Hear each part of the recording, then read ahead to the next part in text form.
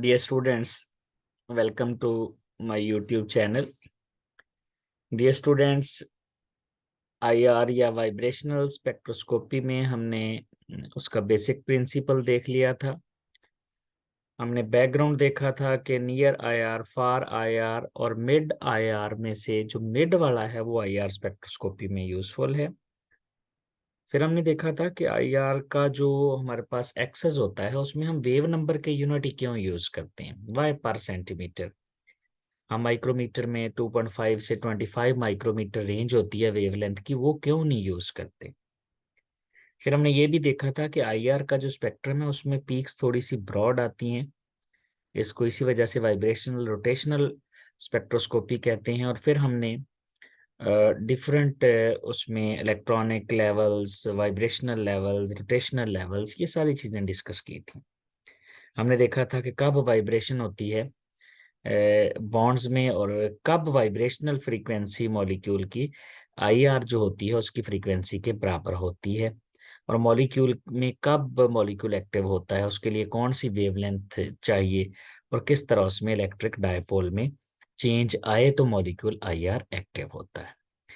आज हम देखेंगे मॉलिक्यूल में फंडामेंटल वाइब्रेशंस कौन सी होती हैं, यानी मॉलिक्यूल वाइब्रेट करता है। मैंने लास्ट लेक्चर में बताया था कि हमारे पास जो मॉलिक्यूल होता है उसमें एटम बॉल की तरह होते हैं और बॉन्ड स्प्रिंग की तरह होते हैं, और वो स्प्रिंग वाइब्रेट कर रहा है।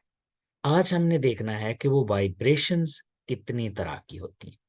तो डियर स्टूडेंट्स, जो वाइब्रेशंस हैं वो दो तरह की हैं। एक है स्ट्रेचिंग।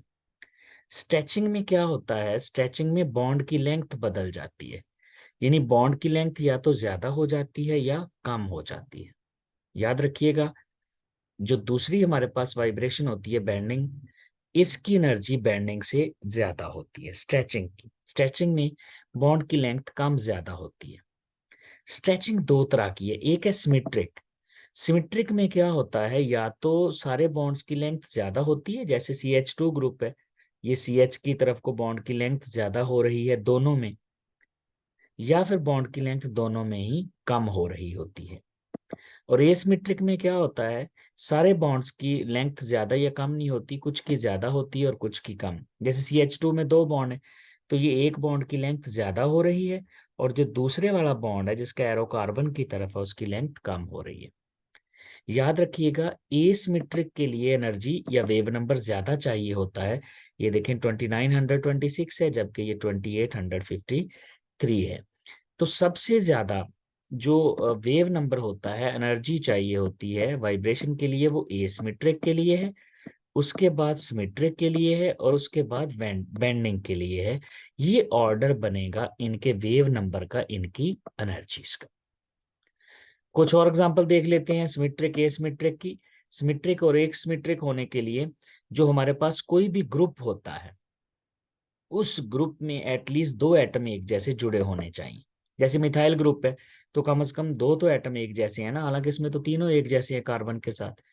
तो इसमें सिमेट्रिक में क्या है, तीनों में देखें एरो का हाइड्रोजन की तरफ है, from carbon to hydrogen bond की लेंथ बढ़ रही है। या तीनों कार्बन की तरफ हो सकते थे, बॉन्ड की लेंथ कम हो रही होती, सॉरी हाइड्रोजन की तरफ है तो बॉन्ड की लेंथ ज्यादा हो रही है, और यही एरो अगर हम कार्बन की तरफ कर दें तो बॉन्ड की लेंथ कम हो जाएगी। एसिमेट्रिक में किसी ना किसी बॉन्ड की लेंथ कम हो रही होगी, किसी की ज्यादा हो रही होगी। यानी ऐसे नहीं होगा कि सबकी कम सबकी ज्यादा, वो सिर्फ सिमेट्रिक में होता है। जैसे देखें, ये दो एरो हाइड्रोजन की तरफ है तो ये बॉन्ड की लेंथ ज्यादा हो रही है, और एक कार्बन की तरफ है बॉन्ड की लेंथ कम हो रही है। अब सिमेट्रिक के लिए एनर्जी थोड़ी चाहिए होती है, जबकि एसिमेट्रिक का वेव नंबर और एनर्जी ज्यादा होती है। सिमेट्रिक मिथाइल ग्रुप के लिए 2872, जबकि एसिमेट्रिक 2962 पे आता है। इसी तरह अमाइनो ग्रुप है, अमाइनो ग्रुप में भी देखें दो हाइड्रोजन, दो एटम एक जैसे हैं, तो यहाँ पर दोनों में हाइड्रोजन की तरफ एरो है, बॉन्ड की लेंथ ज्यादा हो रही है। एसिमेट्रिक में एक हाइड्रोजन की तरफ एरो है, बॉन्ड की लेंथ ज्यादा और दूसरे में कम हो रही है। यहाँ पर भी देखें 3300 है सिमेट्रिक के लिए, लेकिन 3400 है एसिमेट्रिक के लिए, ज्यादा है एसिमेट्रिक के लिए।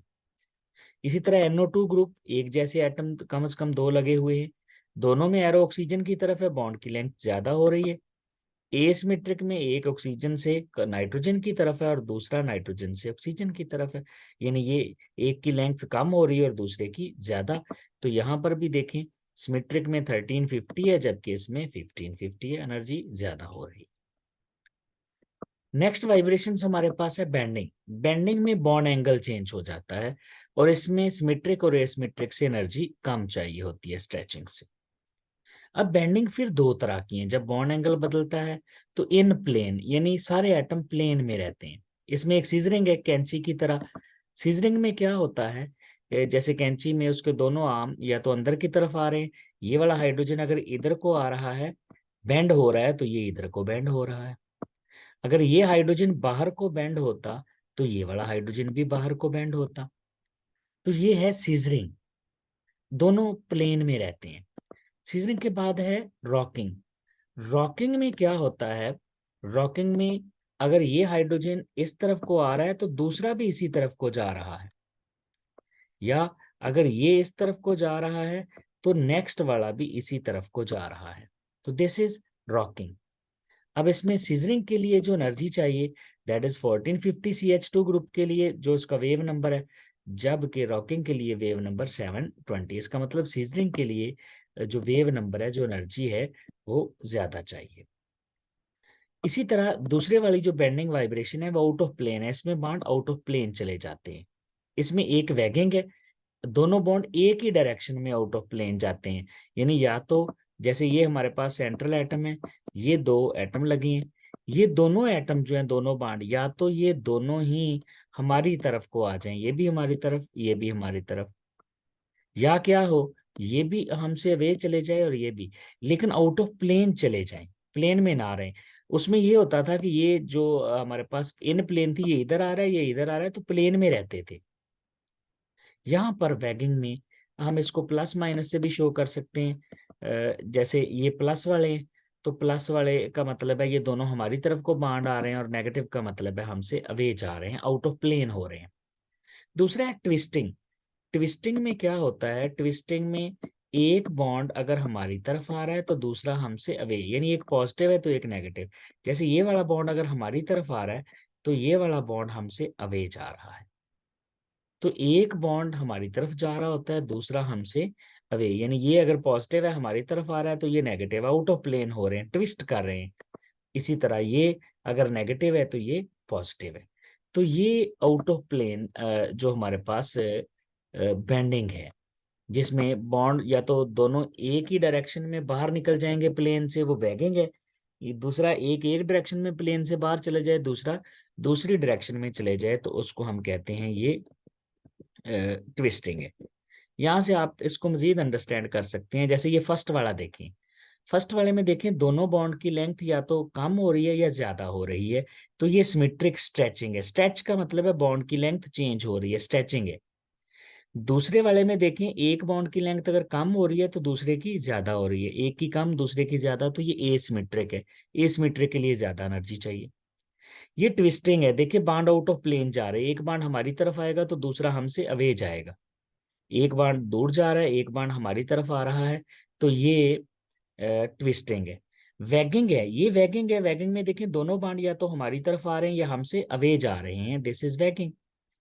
सीजनिंग बिल्कुल कैंची की तरह, दोनों बाण या तो अंदर की तरफ एक दूसरे की तरफ आ रहे हैं या एक दूसरे से अवे जा रहे हैं, ये सीजनिंग है। और लास्ट में रॉकिंग। रॉकिंग में दोनों बाण या तो लेफ्ट साइड की तरफ जा रहे हैं या राइट। अब ये जो सीजरिंग है इसमें देखें दोनों बाण प्लेन में ही रहते हैं, और रॉकिंग में भी इसमें दोनों बांड प्लेन में रहते हैं। लेकिन ट्विस्टिंग में देखें एक bond out of plane away out of plane जा रहा है, एक हमारी तरह आउट जो है वो आउट ऑफ प्लेन आ रहा है। इस तरह इसमें देखें दोनों बांड आउट ऑफ प्लेन या तो हमारी तरफ आ रहे हैं या हमसे अवे जा रहे हैं वैगिंग में।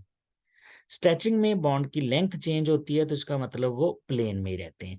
तो ये डिफरेंट तरह की स्ट्रेचिंग और जो बेंडिंग वाइब्रेशंस हैं आईआर में जो होती हैं।